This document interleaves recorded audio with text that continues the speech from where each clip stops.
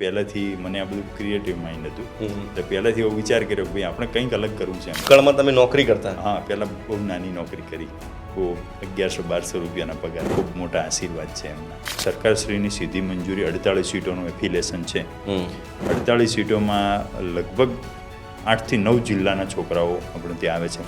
7, 8માં 10મું ધોરણ પાસ કર્યું હતું અને પછી 10મું ધોરણ પાસ કર્યા પછી લગભગ આર્મીની ભરતીમાં બહુ બધા ફોર્મ ભર્યા સરકારે. એટલે અભ્યાસ 10 સુધી જ કર્યો? હા, પછી તો પરિસ્થિતિ. બોલો, 10 સુધી અભ્યાસ કર્યો, આખી કોલેજ ઊભી કરી દીધી? એટલે પરિસ્થિતિ ભણવાના પૈસા જ નતા. નવું મોટું કરવા જઈ રહ્યા છો તો એ લોકોને એમ થોડું ગમતું હોય, થોડું ના ગમતું હોય. અમુક લોકો મજા લેતા હોય, આવું બધું બી થતું હોય એમ. અને આપણે બધું ફેસ કરવાનું હોય. એ બધી બાબતો આપણે ફેસ કરતા હોઈએ. સંસ્થાની સ્થાપના કરી કહીએ શક્ય નહીં. અત્યારે આખા ગુજરાતમાં કુંવર નામ બધા લગભગ મને નહીં ઓળખતા, પણ મારા કુંવર ગામને ઓળખે બધા. કુંવર ગામનું નામ પણ તમે રોશન કર્યું. આઈ હોપ કે આ ઇન્ટરવ્યુ જોયા પછી લોકો તમને મહાદેવભાઈ કુંવર તરીકે ઓળખશે.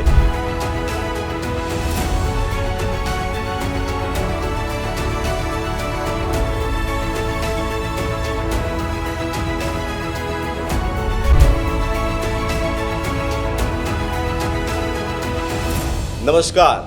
આપણી આસપાસ એવા અનેક લોકો હોય છે મિત્રો, જે પોતાની સંઘર્ષ ગાથા પોતાના મક્કમ ઈરાદાઓથી લખે છે અને જ્યારે સફળતાના મુકામ સુધી પહોંચે છે ત્યારે લોકો વાહવાહી તો કરે છે, પરંતુ એ સંઘર્ષ દરમિયાન સાથે કોણ હતું? કારણ કે કોઈ પણ સફળ વ્યક્તિના ભૂતકાળમાં જઈને આપ ઝાંકશો તો આપને વધુ ખ્યાલ આવશે કે એ સંઘર્ષ ગાથા દરમિયાન એ વ્યક્તિએ કેટલો પરસેવો પાડ્યો હતો. ઘણીવાર એવા સમયની અંદર પોતાનાઓ પણ સાથ છોડી દેતા હોય છે અને પારકા પણ પોતાના બની જતા હોય છે. ચલતા રહુંગા જીવન કે ઇસ સંઘર્ષ પથ પર, ચલને મેં માહિર બન જાઉંગા, યા તો મંજિલ મિલેગી યા અચ્છા મુસાફિર બન જાઉંગા. કંઈક એવી જ કહાની લઈને જેડી ગુજરાતી સ્ટુડિયોના મહેમાન બન્યા છે એક એવા વ્યક્તિ કે જેઓ પોતે છે તો ખેડૂત પુત્ર, પણ વર્ષો પહેલાં કંઈક જીવનમાં હાંસલ કરવાનું સ્વપ્ન જોયું અને એનાથી મોટી વાત એ હતી કે બનાસકાંઠાના છેવાડાના ગામડાઓની અંદર, જ્યાં કોઈ ન પહોંચે એવા ગામડાઓની અંદર એક સંસ્થા શરૂ કરી અને એ સંસ્થા આજે વટવૃક્ષ બની 300, 400, 500 લોકો આજે એ સંસ્થાનો પરિવાર બન્યા છે.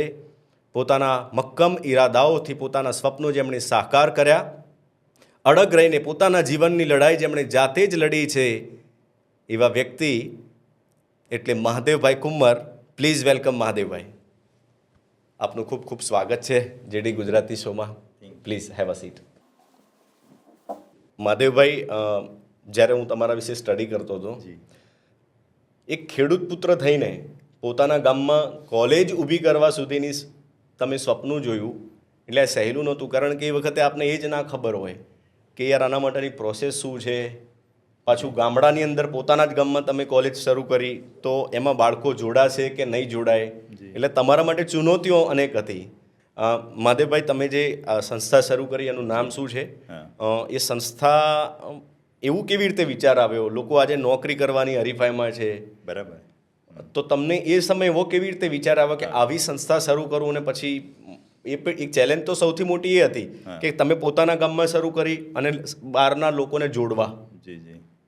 એ વિચાર કેવી રીતે આવ્યો અને સંસ્થાનું નામ શું છે એ ખાસ કહેજો. અમારી સંસ્થાનું નામ છે ગુજરાત ITI કુંવર. ઓકે. અને એ સંસ્થા શ્રી ધોળિયા વલ્માબેન ડાયાબી ચેરિટેબલ ટ્રસ્ટ સંચાલિત ચાલે છે. ઓકે. ધોળિયા વલ્માબેન મારા મધરનું નામ છે અને એ મધરના નામથી જ આ સંસ્થાની સ્થાપના કરી હતી.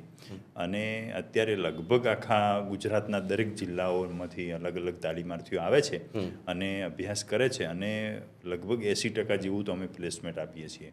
સંસ્થામાં કોર્સો જે ચાલે છે એ સ્ટેટ ગવર્મેન્ટનું એફિલેશન ધરાવે છે. સ્ટેટ ગવર્મેન્ટમાં GCVT ગુજરાત કાઉન્સિલનું અમે એફિલેશનથી ચલાવીએ છીએ અને એમાં કોર્સનું નામ છે સબ ફાયરમેન ઓફિસર. ઓકે. હા, એ સબ ફાયરમેન ઓફિસરનું એફિલેશન અમને 2018માં સરકારશ્રીએ આપ્યું હતું. ઓકે. અને એના પહેલાં બહુ બધા કસરત કરી આ વિષયમાં અને બહુ બધું. મહાદેવભાઈ, આપણી જે કોલેજ ચાલે છે એમાં કેટલા વિભાગો છે અત્યારે? હા. અને શું શું આપણે છોકરાઓને શીખવાડીએ છીએ? જી, આમાં અત્યારે અમારે ત્યાં કુંવર જે સંસ્થા ચાલે છે આમ તો ઘણી બધી સંસ્થાઓ ચાલે છે મારી 2-3 સંસ્થાઓ ચાલે છે આ એક જ ટ્રસ્ટના અંદરમાં ચાલે છે ઓકે. એટલે આ સંસ્થામાં જે કુંમરમાં આપણે જેની વાત કરીએ કુંમર ગામ છે એ મારું પોતાનું વતન છે અને હું અને આ કયા તાલુકામાં છે? ધાનેરા તાલુકાનું કુંમર ગામ. ધાનેરાથી કેટલું દૂર થાય છે? ધાનેરાથી 17 કિલોમીટર પહેલા આવી જાય છે આ સંસ્થા. કુંમર હા, કુંમર ડીસાથી આવે છે. પોતાના જ ગામમાં ચાલે છે પોતાના જ સંસ્થા? ગામમાં ચાલે છે, પોતાના જ ખેતરમાં ચાલુ કરી છે. અચ્છા, લોકો પોતા ખેતી કરવાનું વિચારતા હોય ને તમે પોતાની જમીનમાં કોલેજ ઊભી કરી એવું દીધી. તો ખેતી જ કરશું આપણે આમાં. પણ હું પહેલાથી મને આ બધું ક્રિએટિવ માઇન્ડ હતું એટલે પહેલાથી એવો વિચાર કર્યો કે ભાઈ આપણે કંઈક અલગ કરવું છે એમ.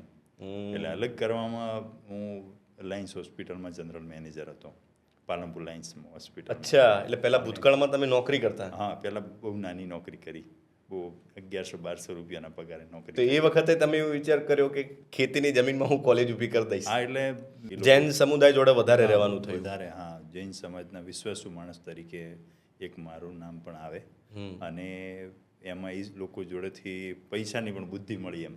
ઓકે, કે કેવી રીતે હા, કમાવું? એ લોકોએ બધી એ પ્રમાણે એની બધી ગાઈડલાઈન, એ પ્રમાણે બધી સિસ્ટમ, એ પ્રમાણે બધી વસ્તુનો બધો સપોર્ટ કરેલો એમ. અને ખૂબ મોટા આશીર્વાદ છે એમના.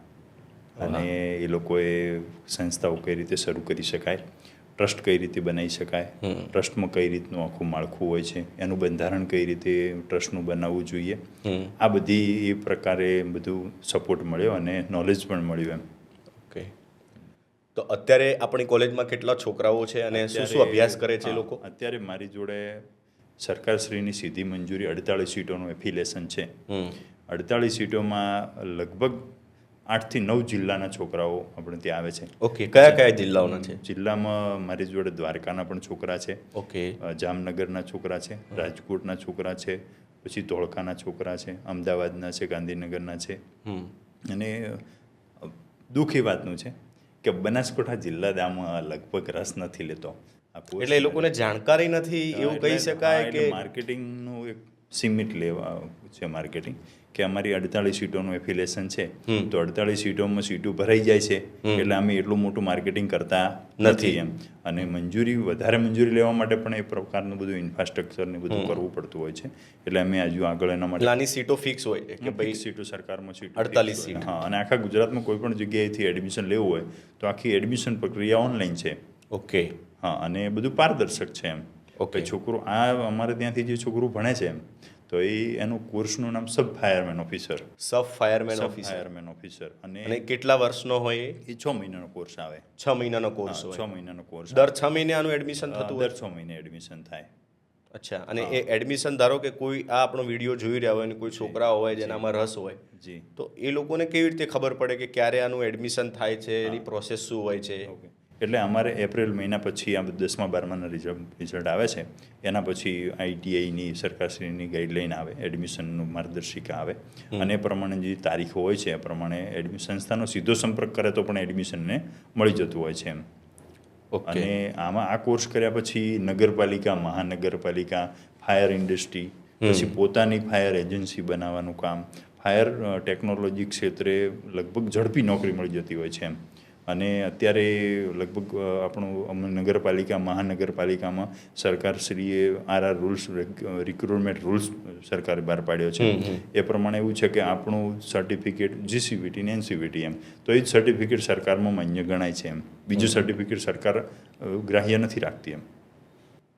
અને આ 6 મહિના દરમિયાન આપણે એમને શું શું શીખવાડીએ છીએ? 6 મહિના દરમિયાન અમારે લગભગ સવારે 6 વાગે ચાલુ થાય છે એમ. તો 6 વાગ્યાથી રાત્રે 10 વાગ્યા સુધી આ બધી અલગ અલગ એક્ટિવિટી ચાલતી હોય. 6 વાગે છોકરાને સવારે ઉઠવાનું હોય છે. ઉઠીને 5 વાગ્યા સુધીનું 5 વાગ્યાથી 8 વાગ્યા સુધીનું ગ્રાઉન્ડ હોય છે. અને ગ્રાઉન્ડ પૂરું કર્યા પછી નાસ્તો હોય છે. નાસ્તા પછી એમનું લેક્ચરનું બધું ચાલુ થતું હોય. પછી 12 વાગે ભોજન હોય છે. 12 વાગ્યા પછી એનું ફરીથી લેક્ચર ચાલુ થાય છે. 4 વાગ્યા સુધી કોલેજ ચાલતી હોય છે એમ. એમને રહેવા માટે હોસ્ટેલ? રહેવા માટેની હોસ્ટેલ ત્યાં અદ્યતન સુવિધાઓવાળી છે. તો આ આખી જે 6 મહિનામાં માની લો કે કોઈ છોકરાનું એડમિશન થઈ ગયું કોલેજમાં, તો એની ફીસ, એનો ટોટલ ખર્ચો કેટલો થાય એનો? હા, ટોટલ લગભગ 40-45 હજાર રૂપિયામાં એને 6 મહિનાનું સત્ર પૂરું થઈ જતું હોય છે. ઓકે. આ સિવાય બીજા કોઈ કોર્સ ચાલે છે ખરી ફાયર સિવાય આપણે ત્યાં? આ સિવાય HNU યુનિવર્સિટી પાટણનો હેલ્થ સેનેટરી ઇન્સ્પેક્ટરનો કોર્સ પણ ત્યાં ચાલે છે, જે મેલેરિયા ખાતામાં સુપરવાઇઝર ઇન્સ્ટ્રક્ટરની પોસ્ટમાં એને ભરતી થઈ શકે. સરકારશ્રી એની ભરતી બહુ મોડા પ્રમાણમાં કરે છે. ઓકે, અત્યારે સંસ્થામાં કેટલા છોકરાઓ છે? અત્યારે મારી જોડે 350 છોકરાઓની સ્ટ્રેન્થ છે. ઓકે. બધા અલગ અલગ મારી જોડે આઈટીઆઈનું એમએલટી પણ ચાલે છે, મેડિકલ લેબોરેટરી, જેને લેબોરેટરી શરૂ કરવી હોય, લેબોરેટરીમાં નોકરી મેળવવી હોય, જેને ફોરેન્સિક સાયન્સ લેબોરેટરીમાં નોકરી મેળવવી છે, પોતાની લેબોરેટરી શરૂ કરવી છે, હ્યુમન લેબોરેટરીમાં જવું છે, રિસર્ચની લેબોરેટરીમાં જવું છે, ફાર્માસ્યુટિકલ લેબોરેટરીમાં જવું છે, તો આ બધી લેબોમાં લેબોરેટરી ટેકનિશિયન તરીકેની નિમણૂક મેળવવા માટે આ કોર્સ કરવો ખૂબ જરૂરી છે એમ, અને અમે આ કોર્સ કરાવીએ છીએ. એમાં પણ મારી જોડે લગભગ 120 સીટો છે. તો બધી સીટો સંસ્થાની આમ એડમિશન ફૂલ છે એમ. તમે જ્યારે આ કોલેજ બનાવવાની શરૂઆત કરી છે પોતાની જ ખેતીની જમીનમાં, હા. એટલે સહેલું તો નહીં હોય, કારણ કે જલ્દી પરિવારવાળા એગ્રી ના થાય, ગામના આજુબાજુના લોકો પણ એવું કે ભાઈ આ જો ખેતીની જમીનમાં કોલેજ ઊભી કરે છે, એ રીતે એવા વિસ્તારમાં કે અહીંયા કોઈ આવશે કે નહીં આવે એની કોઈ ગેરંટી નહીં. માનસિકતા એવી બધી કે ભાઈ આ જગ્યાએ લગભગ સાધન જ ન મળે એમ. એ સંસ્થામાં આવવું હોય તો સવારથી હોજ સુધી બે રોડ ઉપર પણ સાધન ન મળે. બરોબર, બહુ ચેલેન્જિંગ હતું. હા, એટલે પછી ધીમે ધીમે ચાલતું ગયું ને બધું થતું ગયું એમ. મેં ચલતા ગયા ઓર કારવા બનતા ગયા. 2000 ને મેં 7-8માં 10મું ધોરણ પાસ કર્યું હતું, અને પછી 10મું ધોરણ પાસ કર્યા પછી લગભગ આર્મીની ભરતીમાં બહુ બધા ફોર્મ ભર્યા સરકારે. એટલે અભ્યાસ 10 સુધી જ કર્યો? હા, પછી તો પરિસ્થિતિ, બોલો, 10 સુધી અભ્યાસ કર્યો, આખી કોલેજ ઊભી કરી દીધી? એટલે પરિસ્થિતિ, ભણવાના પૈસા જ નતા.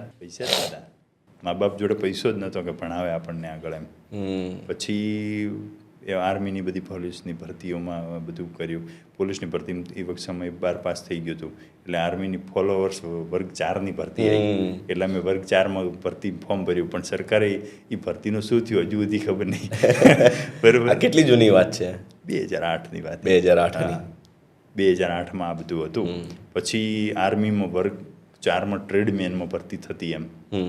તો એમાં વર્ગ 4ની ટ્રેડમેનમાં ભરતી થયા તો છાતી મૂડી ગયા, છાતી ન થાય. એટલે પછી એમાં એવું થયું કે આપણને આમાં કાઢવું છે એમ. પણ સમય એવો હતો કે મજા ખૂબ આવતી હતી એમ, ગ્રુપ સારું હતું એમ, બધા યુવા ટીમ હતી એમ, અને બાજુના નજીકના મિત્રો જ એમ મોટિવેટ કરતા કે ભાઈ આવવાનું થયું તો ફરી બીજી ભરતીમાં આવીએ. પછી હાર નહીં માનવાની. હા, એ સમય એવું થયું કે હવે ગમે તે નાના મોટા ધંધે તો વળગવું જ પડશે. ઘરેથી તો કોઈ સેમન હતો નહીં, કોઈ હાલતું કોઈ નહોતું. બરાબર, એટલે પછી પાલનપુર લાયન્સ હોસ્પિટલનું પેપરમાં જાહેરાત પડી. એટલે પેપરમાં જાહેરાત પડી કે ભાઈ પટાવાળા લેવાના છે, ક્લાર્ક લેવાના છે, મેનેજર લેવાના, આ બધું ભરતી હતી એમ. એટલે ત્યાં લાયન્સ હોસ્પિટલમાં નટુભાઈ મોદી કરીને એક હતા. જે તે સમયે, અત્યારે તો નથી સંપર્ક એમનો, પણ જે તે સમયે એમના પોતાના દીકરાની જેમ મને મારા ઉપર લાગણી હતી.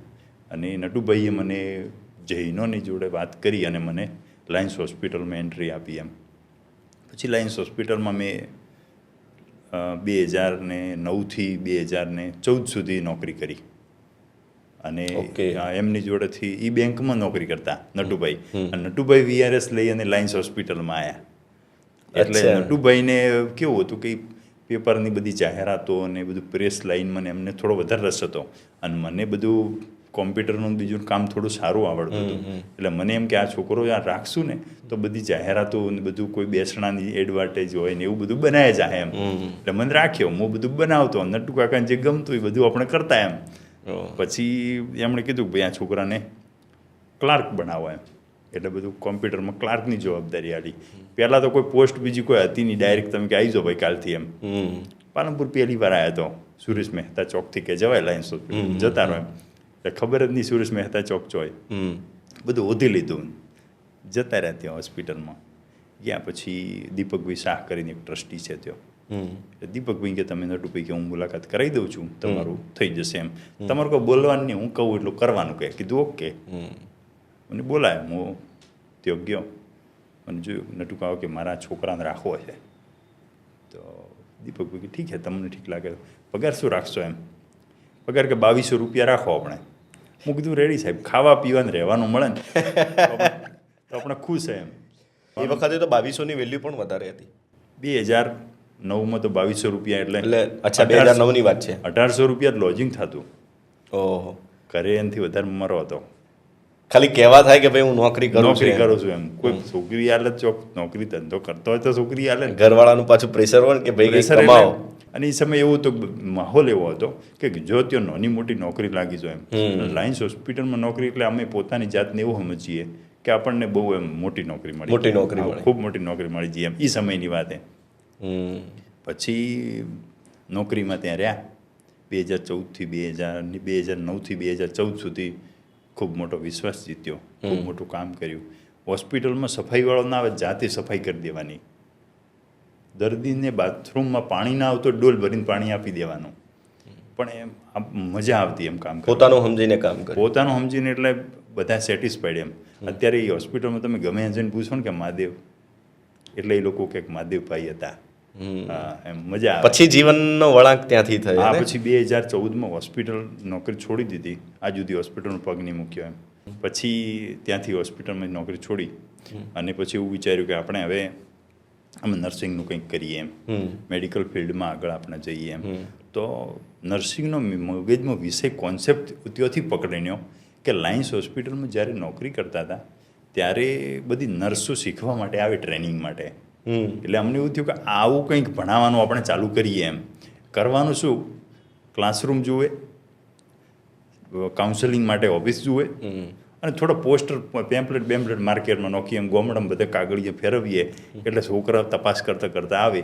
અને પહેલા જ વર્ષે 2014માં અમે સંસ્થા ચાલુ કરી. તો લાયન્સ હોસ્પિટલના ટ્રસ્ટીઓએ બીજી જગ્યા બજારમાં રામજી મંદિર કરીને પાલનપુરમાં છે, ત્યાં જગ્યા આપી એમ. એટલે કે તમે ચાલુ કરો ભાઈ એમ, કંઈ તકલીફ પડે તો મને કહેજો એમ. એટલે શરૂઆતમાં હોસ્પિટલના સહયોગથી થયું હતું. હા, શરૂઆતના હોસ્પિટલના સહયોગથી થયું એમ. લાયન્સ હોસ્પિટલના ટ્રસ્ટી દીપકભાઈ શાહ છે, એમણે કહ્યું કે ભાઈ તું આ જગ્યાએ ચાલુ કર, 50% કોઈ પાડો કંઈ નક્કી કરવું ને, તને જે ઠીક લાગે તું આપજે એમ.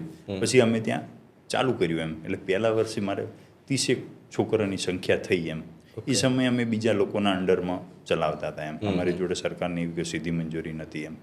પછી ત્યાં ચાલુ કર્યું અને એ સમયે હવે હજુ અભ્યાસ સ્ટડી કરવાનું ચાલુ હતું એમ કે ભાઈ આપણે હજુ આમાં કંઈક નવું કરીએ કે કંઈક નવો પ્રોગ્રેસ કરીએ તો શું કરવું જોઈએ એમ. તો પછી ફાયરનું બી આવ્યું એમ કે ફાયરનું કોર્સ કરીએ તો પણ સારું છે એમ. એટલે ફાયરનો કોર્સ કરવા માટે બજારમાં તો આ થઈ ન શકે. ઇન્ડસ્ટ્રીયલ એનું ટ્રેનિંગ ઇન્સ્ટિટ્યૂટ આખું ITI બનાવવું પડે. એટલે સરકારમાં ગયા, બધી તપાસ કરી, બધી કોઈ સંસ્થાઓ ચાલતી હતી પ્રાઇવેટ, વડોદરા છે, સુરત છે, બધી જગ્યાએ અભ્યાસ કર્યો, અમદાવાદ બધી સ્ટડી કરી એમ. તો એમ થયું કે આ તો બહુ મોટું કામકાજ છે, આ તો બધું બહુ બધી જમીન જોવે આના માટે, સરકારમાં બહુ બધા પૈસા નહીં, એની અફડીઓ જોવી એમ. પછી એમ થયું કે હજુ આમાં આપણે 1-2 વર્ષ ચલાવવું જોઈએ એમ. પછી બધું ચલાવ્યું એકાદ વર્ષ આવી રીતે. પછી થોડા પૈસા એમાંથી ને એમાંથી આપણે બચત કરી અને પછી ઘરે વાત કરી કે ભાઈ આવી રીતનું મારે આ સંસ્થા બનાવી છે એમ.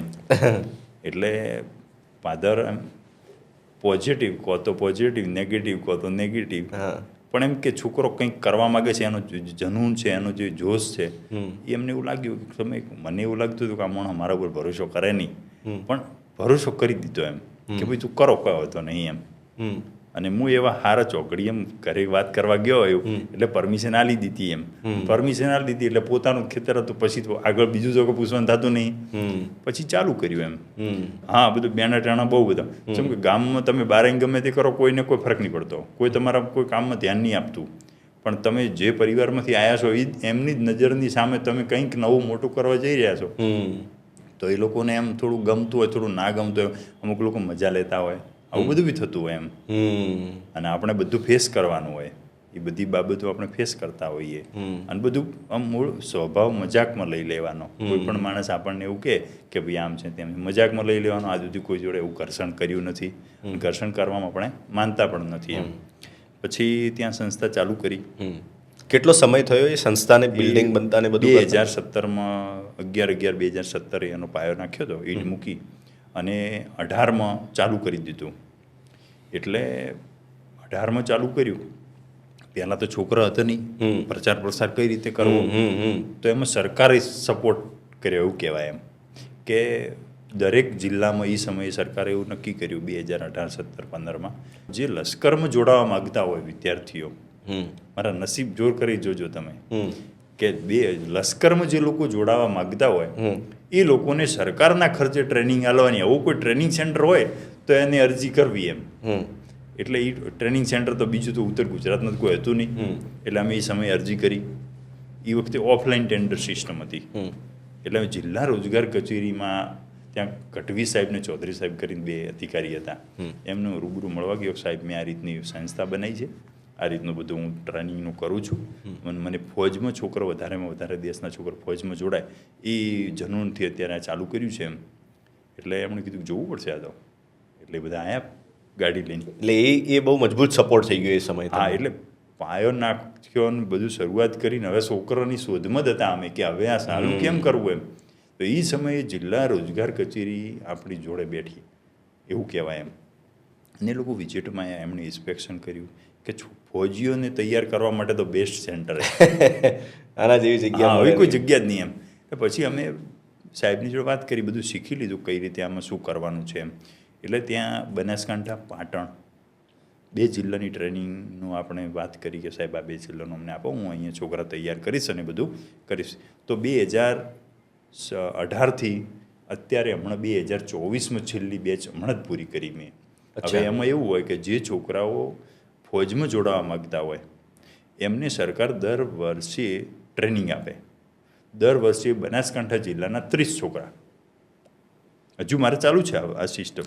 આના વિશે થોડીક તમે વધારે જાણકારી આપજો, કારણ કે ઘણા છોકરા એવા છે કે એમને આ જાણ જ નહીં, એમને આર્મીમાં જવું હશે, તાલીમ લેવી હોય, પણ એમને એ નહીં ખબર હોય કે સરકાર પણ આપને આમાં મદદ કરે છે એમ. એટલે એ 2017થી આ ચાલુ થયું, 18થી હાલ પણ ચાલુ છે. હા, અત્યારે 24માં પણ હમણાં 1 મહિના પહેલાં બેચ આ પૂરી કરી. એમાં એવું કંઈ ખરું કે કેટલી સંખ્યા લેવાની? એટલે હા છે એવું. એટલે દરેક જિલ્લાના 30 છોકરા એવું.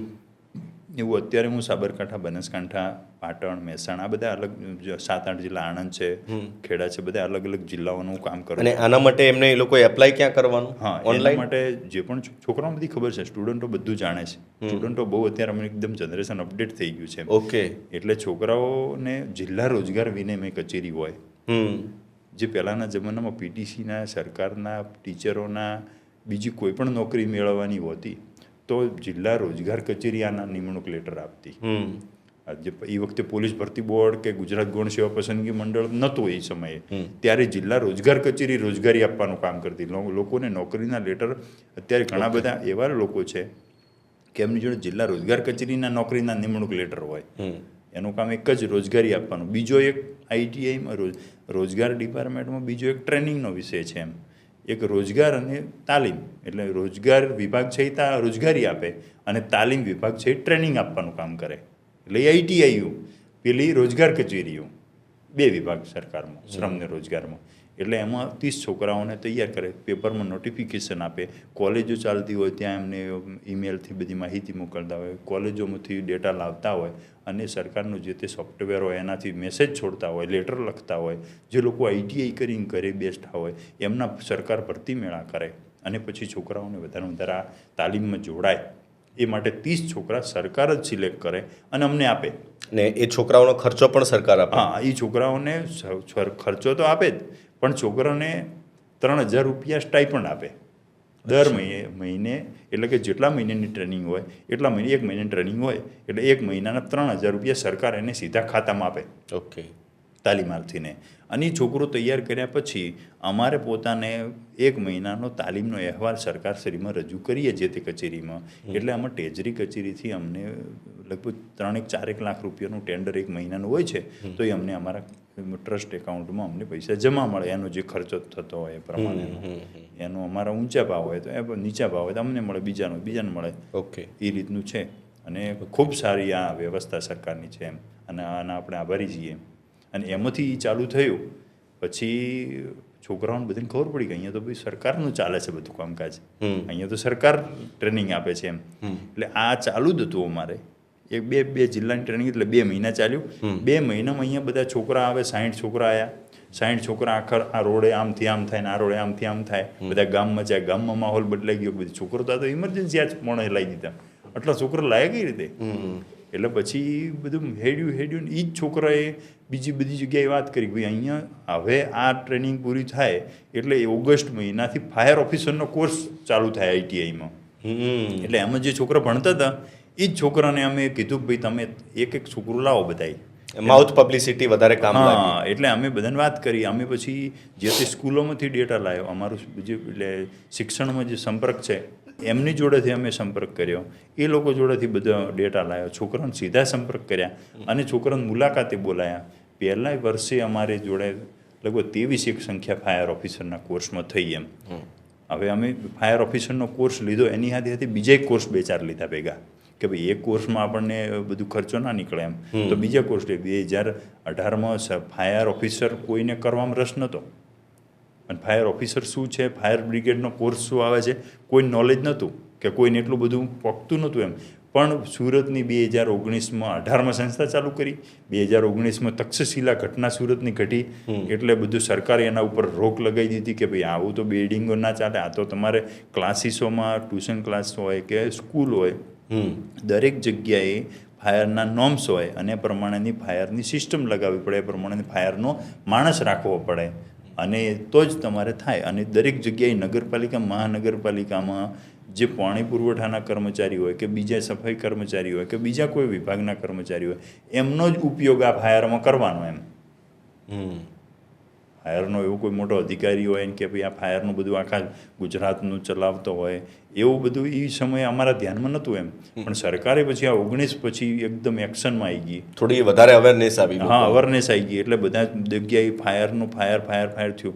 એના પછી અમદાવાદમાં થયું, એના પછી રાજકોટમાં થયું. બધી અલગ અલગ જગ્યાએ કોઈ ઇન્ડસ્ટ્રી હોય તો એમાં ફાયરનો બ્લાસ્ટ થાય. ઘણી બધી જગ્યાએ ફાયરનો એકદમ ઉભરી ગયું એમ. હવે એ સમયે છોકરાઓ એવું શોધે કે ભાઈ, અને વાલીઓ બી શોધે કે ભાઈ એવું કંઈક આપણે અભ્યાસ કરો, એવો કંઈક સ્કિલ ડેવલપમેન્ટનો કોર્સ કરો કે જેનાથી આપણી સ્કિલનો અંદર ઉમેરો થાય, વધારો થાય. અને એવું શોર્ટ ટર્મ કોર્સ કરી અને સીધી રોજગારી કઈ રીતે મળી શકે છે એમ. અત્યારે કોઈ પણ જગ્યાએ કોઈ પણ સભા ભરાય કે કોઈ પણ જગ્યાએ કોઈ સેમિનાર, શૈક્ષણિક સેમિનાર થાય તો એમાં એવી સલાહ આપે બધા મહાપુરુષો કે તમે એવા કોર્સો કરો કે જેમાં તમને સીધી રોજગારી મળતી હોય. એટલે એ અમારા સીધા શોર્ટ ટર્મના સીધા રોજગારીના કોર્સ છે. ઓછા સમયગાળાનો કોર્સ અને નોકરી પણ જલ્દી મળે. હા, જલ્દી મળે. એટલે ફાયરમાં છોકરું આવ્યું, અમારે ત્યાં 6 મહિના ભણ્યું અને પછી તરત કોઈ જગ્યાએ નોકરી માટે અપ્લાય કરી. તો અત્યારે ગાંધીનગરમાં વિધાનસભામાં જોવા જઈએ તો મારા 30 છોકરા વિધાનસભામાં તાલીમાર્થી કામ કરે છે. વાઇબ્રન્ટ ગુજરાતમાં કરે છે. બીજા બધે ફાયરની જે આઉટસોર્સિંગ એજન્સીઓ ચાલે છે એમાં પણ છોકરા કામ કરે છે. અદાણીમાં ઘણા બધા છોકરા નોકરી કરે છે. છોકરાઓ જ્યારે પાસ આઉટ થઈ અને જાય અને જ્યારે નોકરી લાગે એટલે હંમેશા એ લોકો યાદ કરતા હશે ને, અરે સાહેબ પહેરવાના લુગડા લઈને આવે કે સાહેબને કપડાં લઈ જઈએ એમ. બહુ છોકરા લાગણી એમને. છોકરાને હજી પણ એ લોકો બધા, ઘણા બધા લોકો જોડાયેલા હશે તમારી. અરે છોકરા લગભગ અમારે દિવસના કોઈ એવો દિવસ ન જાય કે મારો આગળનો છોકરો, ભૂતપૂર્વ છોકરો મને યાદ ન કરતો હોય એમ. તમારી જોડે અત્યારે હું બેઠો છું, હવે બધા છોકરા જોશે એટલે છોકરાને બહુ દુઆઓ કરતા હોય ને. છોકરાને મારાથી વધારે આનંદ થશે. બીજું એમને એવું ગર્વ છે કે અમે આ સંસ્થામાં ભણીને આવ્યા છીએ. એ સંસ્થા અત્યારે તો બહુ બધો વિકાસ કરી દીધો, બહુ બધો. અત્યારે તો ખૂબ વિકાસ કરી દીધો. અત્યારે તો છોકરાને એવું એમ કે ભાઈ એડમિશન મળશે કે કેમ, એવો સમય ઊભો થયો એમ. હવે એ સમય છોકરાને મજા આવે કે આ મારી સંસ્થા, હું આ સંસ્થાનો હું તાલીમાર્થી છું એમ. અમે શરૂઆતમાં હતા, અમે શરૂઆતના તાલીમાર્થી છીએ, તળિયાના માણસ છીએ એવું કે. હા, અને બહુ મજા આવે છે કામ કરવાની. કેવા કેવા પ્રકારના છોકરાઓ ત્યાં આવતા હોય છે? તમે લગભગ બહુ એમ એનું મધ્યમ વર્ગના છોકરા આવે, તેને ખરેખર નોકરીની જરૂર છે. હા, ખરેખર એક મધ્યમ વર્ગના છોકરા આવે અને આપણને દયા પણ આવે કે અમુક છોકરાને આપણે ફી છોડી પણ દેવી પડે એમ. વાહ, છોડીએ પી છે એમ. એ જ તો મહાનતા છે ને. હા, છોડવી બી પડે. જીવનમાં સૌથી અઘરું કામ જ એ છે કે બી કાઇન્ડ ટુ અધર્સ એમ. કે આ તમે આ દયાભાવ લઈને ચાલ્યા, બની શકે કે કોઈની દુઆ એવી હોય તે. બીજું સંસ્થામાં જઈએ એટલે જે છોકરાઓનો જે એમનો જે ભાવ જોઈએ આપણા માટે, અને છોકરાઓને જે આપણા ઉપર ભરોસો હોય કે સાહેબ છે જે આપણને કંઈક નોકરી લગાડશે, આપણને કંઈક ધંધે લગાડશે, આપણું જીવન સાહેબ સુધારશે એમ, એવો જે અમને અંદરથી જે ભાવ છે ને, એ જે જોવાની મજા આવે છે ને, એ એમ થાય કે અહીંયા જ રહેવું, ઘરે નહીં જવું, એવું જ થાય એમ. કેટલી ખુશી થાય છે અત્યારે. ખુશી એટલે એનું વર્ણન નથી કરતા આવડતું, બાકી મજા આવે. હા, મજા આવે. તમે જીવનને અત્યારે તો તમે કહ્યું કે આખી વટવૃક્ષ બની ગઈ સંસ્થા. હવે તો સફળતામાં તો બધા ઘણા લોકો ઓટોમેટિક સાથે જોડાઈ જતા હોય હા છે હા પણ જ્યારે તમે પોતે જ તમારા ભૂતકાળને વાગોળો તો આમ શું વિચાર આવે મગજમાં, શું શીખાય એમ? બધી તકલીફો જ દેખાય, બહુ બધી આમ શું કહેવાય, જીવનમાં ક્યારે એવું થયું હતું આ જ્યારે તમે સંઘર્ષ પિરિયડમાં હતા ત્યારે હા. કે ચાલો હવે કંઈ થશે નહીં હવે આપણાથી, હા. કાં તો અહીંયાથી પાછા વળી જઈએ ને કાં તો કૂદી જઈએ? એટલે કાયમ પોતાની જાતને સમજાવતા જ રહે એમ કે કાયમ પોતાની જાતને મનાવી લઈએ, હોજ પડીએ ને એટલે એમ લાગે કે આ એડમિશન માટે દાખલા તરીકે મારો પોતાનો અનુભવ કહું એમ કે કોઈ પણ છોકરું સંસ્થામાં એડમિશન લેવા માટે આવતું હોય અને હું બેઠો હોય અને છોકરાને એડમિશન માટે સાચું માર્ગદર્શન આપીએ, બરાબર સમજાવીએ અને પછી છોકરો એમ કે હું વિચારીને સાહેબ તમને કહીશ, એટલે એવું થાય કે સારું આપણે કમી ક્યાં રહી જાય છે એમ. તો એમાંથી ઘણા બધા એવા અનુભવ થયા કે આપણી જોડે જે ખરેખર વ્યવસ્થા હોવી જોઈએ એ વ્યવસ્થા આજે નથી. એવું હતું જે તે સમય આજથી 4-5 વર્ષ પહેલાં, પણ છેલ્લા એકાદ વર્ષથી બધી વ્યવસ્થાઓ કરી દીધી, ટોટલ ફેસિલિટી કરી દીધી. તમે એકવાર સંસ્થામાં આવો ને જુઓ ને એમ લાગે કે ભાઈ સંસ્થા બનાવી છે એમ, પહેલી નજરે તો તમે સંસ્થાથી પ્રેમ થઈ જાય. તમને એવું લાગે છે કે આજે મહાદેવભાઈના સફળ થયા પછી જે લોકોનો જે જોવાનો નજરિયો હતો એ બદલાઈ ગયો છે?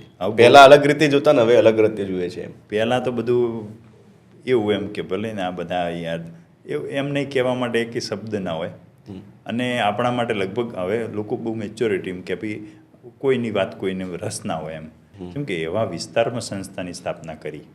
આ સંસ્થાનો વિકાસ કરવામાં જે લોકોએ મને સપોર્ટ કર્યો છે એમાં લગભગ મારા જિલ્લાના જૈન સમાજના અગ્રણી કહી શકાય એવા શ્રીમાન મનસુખભાઈ મેદાણીએ મને મારા માર્ગદર્શક તરીકે જે મને એમની ભૂમિકા જે ભજવી છે એમાં એમનો પણ હું ખૂબ ખૂબ આભારી છું. અને બીજા એમની સાથે સાથે જે પણ લોકોએ જે ધાનેરા મણિબેન હોસ્પિટલ હોય કે બીજી જૈન સમાજની ઘણી બધી સંસ્થાઓ હોય એ લોકોએ મને માર્ગદર્શન જે આ સંસ્થા ઊભી કરવામાં પૂરું પાડ્યું છે એ માટે તો સદાય માટે એમનો આભારી છું એમ. ત્યારે આખા ગુજરાતમાં કુંમર નામ બધા લગભગ મને નહીં ઓળખતા પણ મારા કુંમર ગામને ઓળખે બધા. તમારે તમારું નામ કરી દેવું છે મહાદેવભાઈ કુંમર. હોય તો તમે કરી દીધું પણ હું તો શું કરું, તમે જે સંઘર્ષ કરીને અહીંયા સુધી પહોંચ્યા તો એ કુંમર સંઘર્ષ ગાથા પોતાનામાં અત્યારે અમારા બધા સ્થાનિક ત્યાંના લોકો એમ કે ભાઈ કુંમર ગામને થોડું નામ ઊંચું લઈ ગયા મહાદેવભાઈએ એમનો મોટો ફાળો છે, એમ સિંહ ફાળો છે એવું કહેવાય. અચ્છા, મને એક બીજી વાત પૂછવી છે કે મહાદેવભાઈના જીવનના સૌથી યાદગાર પ્રસંગ શું અને સૌથી ખરાબ પ્રસંગ શું કે એ જીવનમાં ભૂલી જ ના શકાતો હોય એમ? ખરાબ પ્રસંગ તો મતલબ આખા જીવનમાં કોઈ એવી ઘટના બની હશે ને કે જેને તમે ભૂલી જ ના શકો એમ? રોજ યાદ કરીએ અમુક એવી ઘટનાઓ બની છે જીવનમાં કે એને લગભગ એક વખત તો માઇન્ડમાં યાદ આવી જાય એમ, અમુક એવું વાતાવરણ આવી જાય, અમુક એવું કોઈ વાત આવી જાય, એમાંથી બધી ઘણી બધા એવા વિષયો, ઘણા બધા એવી તકલીફો, એવા સંઘર્ષો યાદ આવે એમ કે દુઃખ અને દર્દ બે ભેગું થાય. બરાબર, એટલે તકલીફો તો 2019માં મને બધું ખૂબ તકલીફો પડી છે એમ. શું તકલીફ પડી? તકલીફો એક તો પોતાનો જે પરિવાર હતો એમાં બી આપણને બહુ ડિસ્ટર્બ થઈ ગયા એમ. ઓકે. હા, પોતાના અંગત જીવનની અંગત જીવનમાં એમ, એટલે એમાં બી અમારો બહુ બધા પ્રશ્નો ઊભા થયા હતા ફેમિલીમાં. અને એવું કહેવાય કે આ બધું મીડિયમ કહેવાય, અહીંયા કેવું જરૂરી બી નહીં લાગતું એમ. ના, ઠીક છે, એ તો પોતાના અંગત જીવનની વાતો છે, બહુ પણ એ બધી તકલીફો, એક બાજુ તમે સ્ટ્રગલ લાઈફ જીવતા હતા, એક બાજુ પરિવારની તકલીફ, આ બધું એક સાથે સહન કરવું એટલે આસાન નથી. એટલે એવું હતું કે બીજો કોઈ રસ્તો જ નહોતો એમ. અમુક ટાઈમે તો એવું લાગતું હતું કે આપણે જીવીએ છીએ ને તો એ જ ઘણું છે, શ્વાસ લઈ એ જ ઘણું છે. હા, અત્યારે આપણે જીવીએ છીએ એ ખૂબ એમ. અત્યારે જે આપણી જોડે એક સમય એવો હતો કે મારા ગોજામાં 10 રૂપિયા હતા અને બધું બહુ પોલીસ સ્ટેશનની બહુ બધા ધક્કા ખાધા, બહુ કોર્ટના કચેરીના ધક્કા ખાધા, આવું બધું ફેસ કર્યું હોય. એક સંસ્થામાં ન્યાય આપવાનો હોય, છોકરા અત્યારે જે ભણતા હોય સંસ્થામાં એ બધા આપણા ભરોસે બેઠા હોય એમ, અને એમને એવું થાય કે સાહેબનું શું થાય એમ, તો સાહેબનું શું થાય તો આપણું શું થાય એમ. બરાબર, અને એ સમયે ખાલી મા બાપ સપોર્ટ કર્યો, કોઈ સપોર્ટ નહોતો કર્યો. અમુક એવા બહુ બધા તમારા જેવા બહુ નજીકના મિત્રો હતા ને એ લોકો એમ પોતાનું સમજીને કે ભાઈ આપણો ભાઈ એની જોડે તો રહેવું જોઈએ એમ. એ લોકોને અત્યારે હું રિસ્પેક્ટ કરું, પગે પડવા જેવું લાગે પગે પડી જઉં છું એમ. બહુ બધા બહુ નજીકના લોકો જે આમાં સપોર્ટ કરી નહોતા શકતા પણ અંદરથી ખૂબ દુઃખી હતા એમ, એવા લોકો બધું પટ્યા પછી ખૂબ એમ મારી જોડે મળીને બધું વાતો એમ થાય કે ભાઈ આપણું બી કોક એમ. તો એ બધી જે આપણને ચાર્જિંગ જે મળતું હતું ને આપણે રિચાર્જ થઈ જતા હતા એમ કે રેડી ભાઈ વાંધો નહીં એમ. હવે એવું લાગે છે કે આ લેવલ ઉપર પહોંચ્યા પછી કે જીવનમાં જે કંઈ પણ થયું બધું સારા માટે થયું. એ બધી બાબતોએ તો આપણું ઘડતર જ કર્યું છે ને. આ બધું થયું ત્યારે આપણે સ્ટ્રોંગ થયા, આટલા મજબૂત થયા એમ. આ પાયો મજબૂત થયો અને હજુ તો બધું બધું શું કહેવાય કામ કરવાનું છે એમ. હવે શરૂઆત જ થઈ કહેવાય એમ. વાહ. અને લગભગ અત્યારે તો તમને કહું છું એમ કે બહુ ઓછા સમયમાં બહુ ઘણું બધું હજુ આપણે કરવાનું છે એમ. શું વિઝન છે મહાદેવભાઈ? હવે આગળના 10 વર્ષમાં પોતાને ક્યાં જોવા માંગે છે? તમારા ડ્રીમ શું છે કે શું કરવું છે હવે આગળ જીવનમાં? હવે અત્યારે જે સંસ્થાઓ જે શૈક્ષણિક સંસ્થાઓ ચાલે છે એમાં કઈ રીતે હજુ વધારેમાં વધારે પ્રોગ્રેસ કરી શકીએ. દાખલા તરીકે અત્યારે જે પણ શાળાઓ ચાલે છે, જે પ્રાઇમરી શાળા હોય, હાઈસ્કૂલ હોય કે બીજી જે બી પ્રાઇવેટ કોલેજો ચાલે છે, ત્યાં આવનારા સમયે ઇન્ડસ્ટ્રીયલ લેવલે કે સ્કિલ ડેવલપમેન્ટના જે પણ કોર્સો ચાલે છે એમાં કઈ રીતે અવેરનેસ આવે અને કઈ રીતે વધારેમાં વધારે છોકરાઓ સ્કિલ ડેવલપમેન્ટના કોર્સમાં વળગે અને આપણો જે સંસ્થા ચાલે છે એકદમ હરીભરી રહે. એમાં લગભગ 2-1000 માણસો કામ કરતા હોય, બધી સંસ્થામાં બધા સ્ટુડન્ટો 2000 જેવા સ્ટુડન્ટ ભણતા હોય એમ. એવો બસ માહોલ જોવો એક વખત. મહાદેવભાઈ, અત્યારના સમયમાં આપણે જોઈએ છીએ કે જે યંગ જનરેશન છે એ બહુ જલ્દી હાર માની લેતી હોય છે. આર્થિક રીતે કંઈ તકલીફ પડે કે નોકરી ન મળે કે ડિપ્રેશનમાં આવી જતા હોય છે. એવા લોકોને તમે શું કહેવા માગશો? અત્યારનું જે જનરેશન છે એનું એ પ્રમાણેનું ઘડતર થયું છે એટલે એ રીતે કે મા બાપ એ બાળકને એટલું બધું સાચવે છે, એટલું બધું એને પંપવાડે છે એમ. એટલે છોકરાઓનું જે રગડાવવું જોઈએ ને ગ્રાઉન્ડમાં, જે આપણે છોકરાને રગડીએ છીએ ગ્રાઉન્ડમાં જે ફિઝિકલમાં, એ જ રીતે એના જીવનમાં પણ છોકરાને રગડાવવું જોઈએ અને એને પોતાને એની રીતે થોડું ચલાવવું જોઈએ એમ. ઘસાઈને ઉજળા થવું. હા, તો પછી છોકરાને લગભગ ક્યાંય તકલીફ પડતી નથી. અમારી પોતાની અમે વાત કરીએ તો અમારું કદી અમારી કોઈ હાર સંભાળ લીધી નહીં. કોઈ બાળપણમાં અમારી કોઈ હાર સંભાળ કોઈ લીધી નથી એમ. અમે અમારી જાતે જ પડ્યા ઊભા થયા, આ થયું તે થયું, જાતે જ રસ્તો કરવાનો, જાતે જ બધું ગોઠવવાનું, જાતે જ બધી મિટિંગો કરવાની, જાતે બધી ડીલો કરવાની. તો બધી સફળતાઓ મળી એવું નહીં, ઘણી નિષ્ફળતાઓ મળી છે એમ. અને એમાંથી પછી જે સફળતા મળે છે અને જે આપણા મા બાપને પણ એમ આનંદ થાય કે ભાઈ છોકરા મારે કંઈક કર્યું છે એમ. અને ખેતી પણ ઘણી કરી તમે? ખેતી તો મજૂરી કરીને તો તૂટી ગયા સાહેબ. ખરેખર એ તો યાદ મત કરો તમે. શું શું ખેતીમાં એ વખત સમય તો કેવું થાય કે ઘરે પ્રસંગ હોય અને કે ભાઈ તમારે ઘરે પ્રસંગ હોય એટલે આપણે શું કહેવાય કે ઘરવાળા એમ કહેવાનું શું કહું એમ, તું ભાઈ ખેતરમાં પાવર એટલે 8 વાગે પાવર આવે, પછી 4 વાગે પાવર જાય, એટલે 8 થી 4નો પ્રસંગ હોય, 8 થી 4 ખેતરમાં લાઇટ આવે, એટલે એ સમયે આપણે ખેતરમાં પાણી પાવાનું અને પછી બધું પ્રસંગ અહીં પૂરો થયો. ખાવાનું ભાત ખેતરમાં આવે. લગ્નમાં તો આપણને જવા ન મળે છે એમ કે પાવાનું હોય, જો એ ન પાઈએ તો બીજા દિવસે પાણીનો વારો આપણો હોય ને બીજાનો હોય. જેમ કે 5-7 જણનો ભેગો પાણીનો એક બોર હોય ગામમાં, એટલે એમાંથી પાણી આવતું હોય. એટલે એ સમય તો બહુ એમ, એ તો આપણે હવે યાદ નથી કરવાનું થતું એમ. હા, એ તો નથી યાદ કરવું એમ. તકલીફ પડે છે. હા, તકલીફ બહુ પડી એમાં તો એ સમયે તો. પણ એ જે છે ને સાહેબ, એ ટ્રેનિંગ સાચું ઘડતર ત્યાંથી થયું. જીવનનો ટ્રેનિંગનો સમય હતો એવું લાગે. અને એ જો ન મળ્યો હોત ને, અમને બહુ બધા સાચવ્યા હોત ને, તો અત્યારે આ મોડિફાઈ એટલા નથી આવતા આટલું બધું. ને કોલેજના ટ્રસ્ટી ન બન્યા હોત. એક સમયે મહાદેવભાઈના ખિસ્સામાં 10 રૂપિયાની નોટ હતી અને આજે પોતાની સંસ્થામાં તમે કેટલા લોકોને રોજગારી આપો છો? કેટલા લોકો આપણે ત્યાં જોબ કરે છે? 27 જણનો સ્ટાફ છે અને અધર સ્ટેટના પણ મારી જોડે સ્ટાફ છે. ઓકે, કયા સ્ટેટનો સ્ટાફ? મહારાષ્ટ્રીયન પણ મારી જોડે સ્ટાફમાં છે. ઓકે, એટલે આ ફાયર બ્રિગેડના કોર્સમાં? હા, ફાયર બ્રિગેડના કોર્સમાં. આપણા ગુજરાતી એવો કોઈ મેં આજ સુધી જોયો નહીં કે જે ફાયર બ્રિગેડ તૈયાર કરી શકે. એના માટે ફેકલ્ટી બહારથી લાવવી પડે છે. હા, એના માટે આપણા ગુજરાતમાં એવું કોઈ ઇન્સ્ટિટ્યૂટ નથી એમ કે એટલા લેવલની ટ્રેનિંગ આપી શકે. એટલે આ ઇન્ડિયાની નંબર 1 એકેડેમી નાગપુર એકેડેમી કહેવાય, ફાયર કોલેજ ઇન્ડિયાની નંબર 1 એકેડેમી છે. તો ત્યાંથી અમે એક ફાયર કર્મચારી એપોઇન્ટ કરેલો છે. આજે લગભગ 7-1 વર્ષથી એ કર્મચારી એ જ સંસ્થામાં છે અને એ જ માણસ બધા ફાયરના છોકરા તૈયાર કરે છે એમ. અને હવે તો કુટુંબિક જેવું પરિવાર જેવું થઈ ગયું છે અત્યારે. હા, તો તમે પોતાની ખેતીલાયક જમીનમાં સંસ્થા ઊભી કરી અને હવે ફૂલ ખેતીમાં ટાઈમ ખેતીમાં શૈક્ષણિક સંસ્થા બનાવી દીધી. હવે એનો હેતુ ફેર કરી દીધો છે. ચલો, ખૂબ સરસ મહાદેવભાઈ. અને હંમેશા અમે તો ઈશ્વરને પ્રાર્થના કરીશું કે જે રીતે તમે આ છોકરાઓનું દિલ જીત્યું છે, આવનારા સમયમાં આવા કોઈ જરૂરિયાતમંદ બાળકો છે એ જો આપણી સંસ્થામાં આવે તો આપનાથી થાય એમને મદદ પણ કરજો. એ લોકો જ્યાં પણ જશે આપને દુઆઓ કરશે.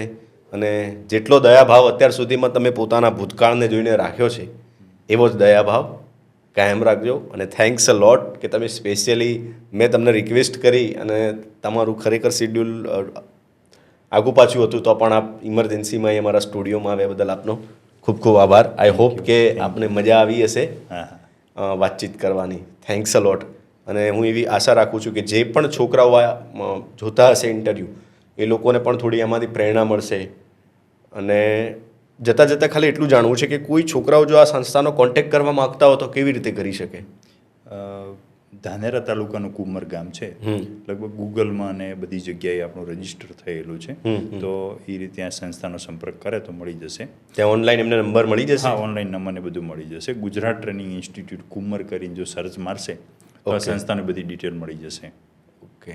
અને આઈટીઆઈમાં કોઈ પણ ગુજરાતની પૂરા ઇન્ડિયાની કોઈ પણ આઈટીઆઈમાં જઈને સંપર્ક કરશે કે મારે ફાયરનો કોર્સ કરવો છે એમ, તો બેસ્ટ ઇન્સ્ટિટ્યૂટ આપણું ઇન્સ્ટિટ્યૂટ બતાવશે બધા. વાહ, ચલો, તમે તમારું નામ તો મોટું કર્યું જ છે, માતા પિતાનું પણ કર્યું અને સાથે સાથે કુંમર ગામનું નામ પણ તમે રોશન કર્યું. આઈ હોપ કે આ ઇન્ટરવ્યૂ જોયા પછી લોકો તમને મહાદેવભાઈ કુંમર તરીકે ઓળખશે. Thanks a lot. Thanks a lot. બહુ મજા આવી તમને મળીને, પણ ખૂબ સારું લાગ્યું. બધા બહારથી તમને જોયા હતા પણ તમારા જોડે બેહીને તમારા જોડે ઇન્ટરવ્યૂ બેઠો. ઘણી એવું કશું હોતું નહીં. લોકો વિડીયોના માધ્યમથી જોતા હોય એટલે એ લોકોને એવું લાગતું હોય કે આ તો બહુ મોટા વ્યક્તિ છે કે બધું. બહુ મજા આવી તમને મળીને. આપણે પણ હ્યુમન બિંગ જ છીએ બધા, છેવટે તો માણસ જ છીએ ને. તો જોવામાં ફેર છે જે કંઈ પણ છે, બાકી બધું વાસ્તવિક જીવન અહીંયા જ છે. અને સારું જ છે કે આપ અહીંયા આવ્યા, તમારું જે વલણ, તમારી જે અમારા માટેની જે લાગણી છે અને જે ભાવ છે, એક ભાઈનો ભાવ છે. ખૂબ મજા આવે છે તમારી. પણ અમારી પણ એક ફરજ છે કે જે લોકો પોતાની આસપાસ આટલો સંઘર્ષ કરીને એક લેવલ સુધી પહોંચ્યા છે, પહોંચ્યા પછી પણ બીજા લોકોને મદદ કરે છે, તો આપણને પણ એવી ઈચ્છા થાય કે એવા લોકોને પ્લેટફોર્મ ઉપર બોલાવીએ જેથી બીજા લોકોએ જાણી શકે કે આ સંઘર્ષ અને આ સક્સેસ સુધી પહોંચવા માટે કોઈ માણસે કેટલો સંઘર્ષ કરવો પડે છે. સાચી વાત છે. જેથી બીજા લોકોને પણ આમાંથી પ્રેરણા મળશે. Thank you Mahadevbhai.